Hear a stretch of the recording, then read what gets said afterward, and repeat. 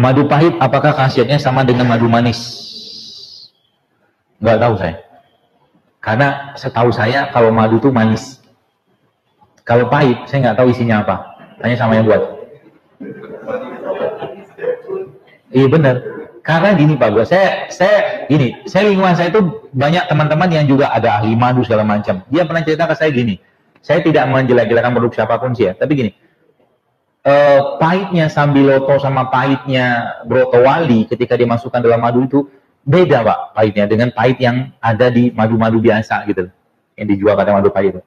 Dan jarang sekali kita bisa mendapatkan madu dari pohon. Jadi gini, asumsikan ada satu pohon namanya pohon mahoni gitu. Mahoni. Pohon mahoni itu memang kalau nektarnya itu memang pahit, tapi mana ada banyak pohon mahoni di sini? Paham ya? Tidak banyak pohon mahoni untuk bisa mendapatkan suplai madu pahit segitu banyak gitu loh. Bisa jadi mungkin mereka masukin Sambiloto mungkin, atau masukin Brotowali dan madu itu gitu kan. Ya. Terus khasiatnya sama nggak? Ya jelas tidak akan sama. Apalagi saya nggak tahu juga itu madu hitamnya hitam itu karena apa?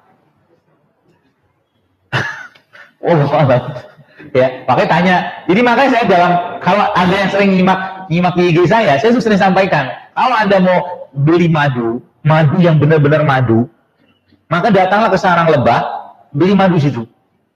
Itu madu murni dan asli.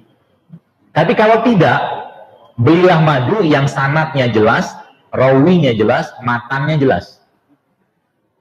Nah, bingung roaming. Yang bawa jelas, ya, yang ngambil jelas dan tahu ilmu madunya. Siapapun lah itu, tidak hanya siapapun lah yang berlaku secara umum. Ya. Jadi kalau dibilang khasiatnya sama nggak? Mungkin sih beda. Apalagi di Sambiloto. Sambiloto sama Brotowali itu cepet banget nurunin tensi. Jadi hati-hati minum madu pahit yang ada Sambiloto atau Brotowalinya karena bisa cepat nurunin tensi. Artinya apa? Orang yang hipotensi minum madu begini yang makin ngedrop. Ya, makanya saya lebih prefer madu itu lebih baik jangan tambah apa-apa. Madu sesuai dengan yang sudah aslinya aja. Ya. Madu kurma bidara dipakai juga untuk meracuni jin. Jin diracunin, macam mana ceritanya? Bidara ya ada hadisnya kalau bidara. Daun bidara itu daun yang digunakan untuk meruqyah, termasuk daun yang digunakan untuk memandikan jenazah. Ya, jadi kalau Anda di rumah pengen jin gak datang-datang di situ, peliharalah pohon bidara. Bidara Arab ya, bukan bidara Cina, beda. Ada dua bidara emang. Bidara apa? Bidara Cina. Bidara Cina itu dia daunnya agak lebih gede. Bidara Arab lebih kecil. Nah, yang nanti masuk itu bidara Arab.